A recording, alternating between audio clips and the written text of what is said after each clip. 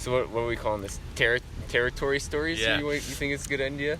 Welcome back to Territory Stories. Today we got a good one of our first good stories from on the road, when we were in the islands and we managed to flip a boat. I guess you could call it a good story. I mean, looking back on it, it's kind of it's definitely It's an a old good man story. It's going to be a good one for our grandkids. Yeah, I mean, what was it? We were supposed to go to Puerto Rico, right, for spring break of, what was it, freshman or sophomore year of college? Yeah. And we were just going to backpack, and, I remember you calling me up, and, we were about to buy our tickets to Puerto Rico, and you're like, yo, hold off, my buddies, invited me to go to the Bahamas with them, but I told them you could only come I could only go if you could come, and I was like, all right, just let me know. And next thing you know, you're like, all right, we'll just go to, my buddy said you can come, we'll meet in Virginia, and we'll go from there. So Ian, not knowing any of my friends, just gets on a plane, flies down to Virginia to my buddy's house, and I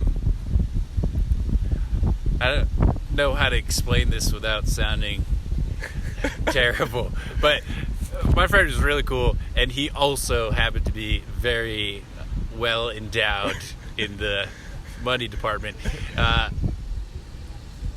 So basically, long story short, we hop on his plane and we head to the islands to go hang out on his boat, where his parents have just left us the boat for the week. Again, I don't know why, but this just seemed to happen, and before we knew it, we were on the boat. And then, first afternoon, we flew in, right, and we had lunch. We were just kind of having lunch, had a couple beers, and what was it? Captain Tom is like, hey, there's some swell off this off these islands. You guys want to go check it out? And we're like, sure. So we went to check out this swell on this one of the fishing boats that was attached to the boat. And I don't know, what was it like? The boat in the boat. What was like a 28 foot fishing boat or something like that? I don't know. It wasn't a small boat for sure. And we were kind of cruising out to this little island. There's these two islands, and about 3/4 of a mile off, there's this little reef, and there's this break. There's these waves just kind of breaking on this reef, and swim out. Next thing you know, I look around, and Taylor's jumping off the boat, and I'm like, what the hell? He's eager. I mean, this dude, he's taking no time to think about what he's doing. He's just like, there's waves, I'm gonna go get the best one right now.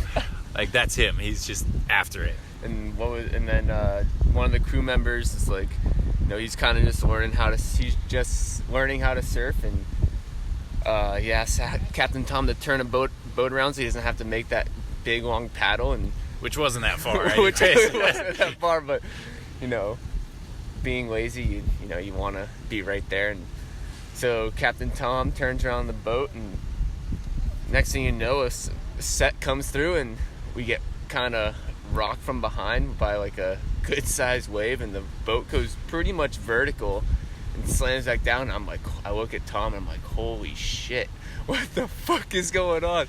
And then you see the next one come through, and it's Taylor's Taylor's right in front of the boat, and it's well, it's either almost hit the kid that owns everything or tried to avoid him.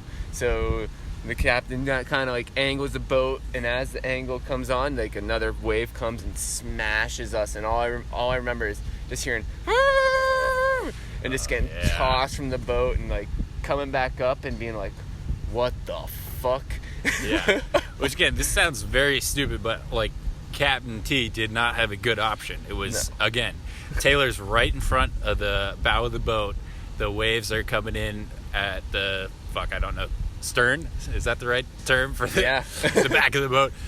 So it's run over Taylor or turn broadside and get nailed by, I don't know, 8-foot swell or something like that. So we get launched. I like for a moment thought we were gonna be good, and then I got nailed by the other side of the boat and just chucked. And I just remember being chucked overboard, knowing that the boat just flipped, and it's like 8 hours into our like supposed dreamy trip to the islands, and we've just flipped a boat, and I was just like underwater laughing to myself, like, how the hell did this just happen?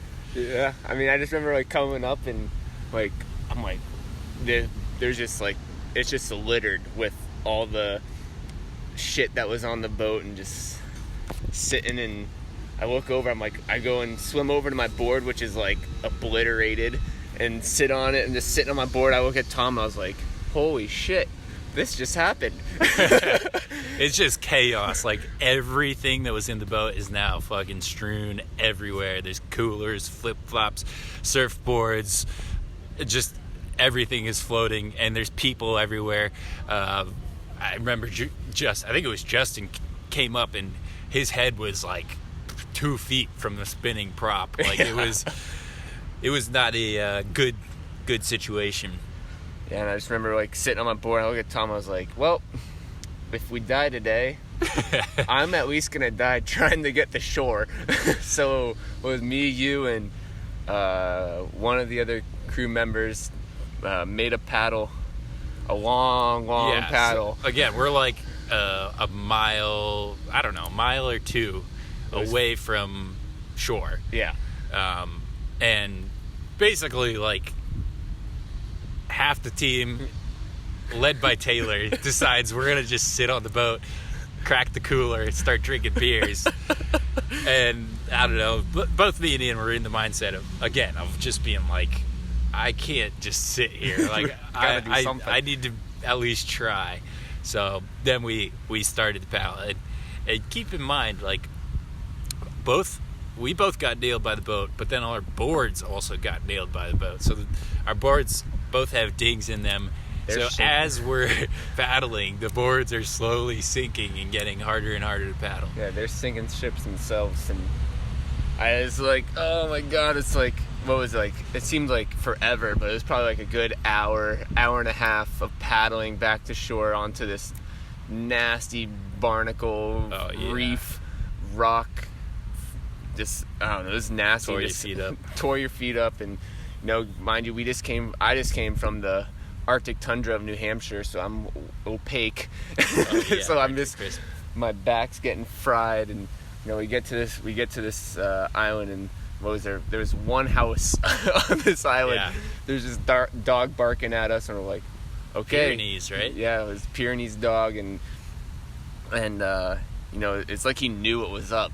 Definitely, because he brought us straight to the one house on this island, and like full-on Lassie action. Yeah, took us right to the guy, and he,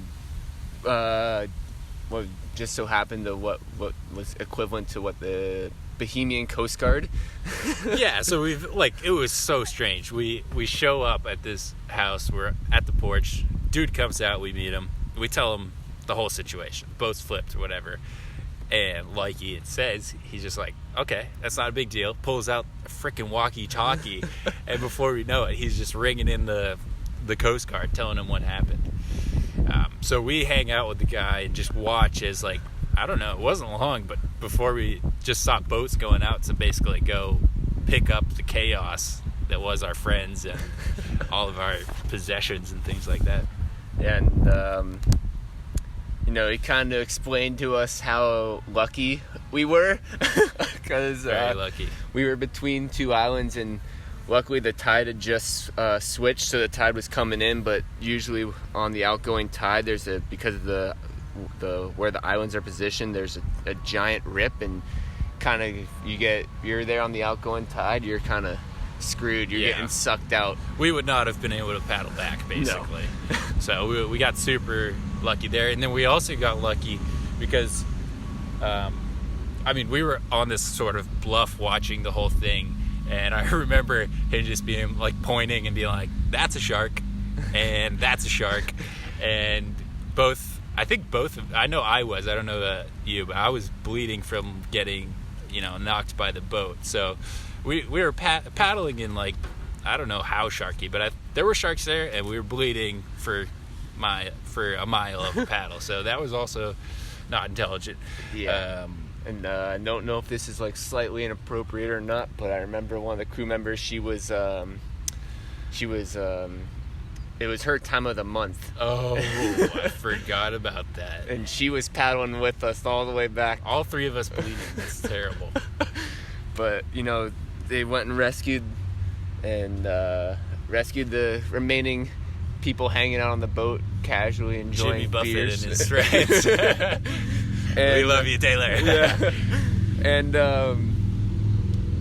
they tow the boat in. We salvage what we can, and, luckily nobody was hurt, but like we were in the moment. It was pretty shaken, but we were like 19 years old, so we were like, oh, we just defeated death, like let's go get fucked up. We should also note that going into this on the boat right there, we were saying we're gonna do some pirate shit today. Like over and over, like pirate shit, like this is.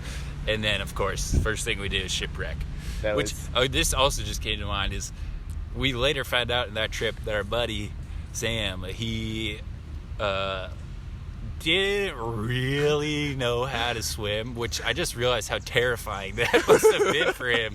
He hadn't told us yet. We found out later when we were like diving for conch or something, and he like a good sport just like went diving, and then like half an hour later was like, yeah, I don't know how to swim. But I mean, the dude gets freaking chucked off a boat a mile or two offshore and doesn't know how to swim. Doesn't say a word about it, so yeah, shows poor kid. But I mean, he made it out. He's a tough cookie, and he's a good kid, and we ended up having a pretty good week. Well, that set it off. So then, like, I guess the guys who picked everybody else up then were like, yeah, we can give you a ride. And so, yeah, after everything was collected, all the people were safe, they were like, yeah, I mean, we can give you a ride to, what was it, like, Frog or some... Frog Talks Bar or some Frog shit. something. And, yeah, I mean, just celebrated. You could call it that. Had a jolly night, and maybe you can remember more of this. I just remember we met some dude whose boat was parked in the same harbor or some harbor near us, so we were talking with him, and he was very drunk, and we were convincing him that he was our dad and that we needed to go back to his boat and we needed to go home. And we got, like, I don't know, several hundred feet down the beach going back to his boat before he just stopped, looked at us blankly, and was like, you're not my fucking kids.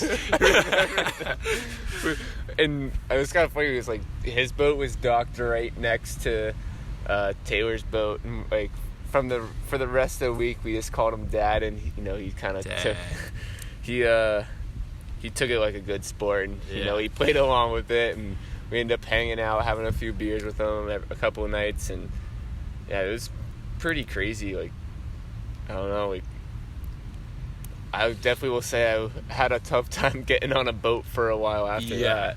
But you're not going to be quite as comfortable rocking and rolling on the seas, that's for sure. Yeah, but yeah, this crazy story, and excited to be able to share it with you guys, and we will be definitely sharing more stories and territory stories. We'll be back. Obviously, shout out to Taylor and Sam if you're out there. Yeah, Taylor. By now we probably have all woven different stories of what actually happened, so but those are the best ones. Yep. The ones that have become slightly fabricated. Alrighty. Over and out.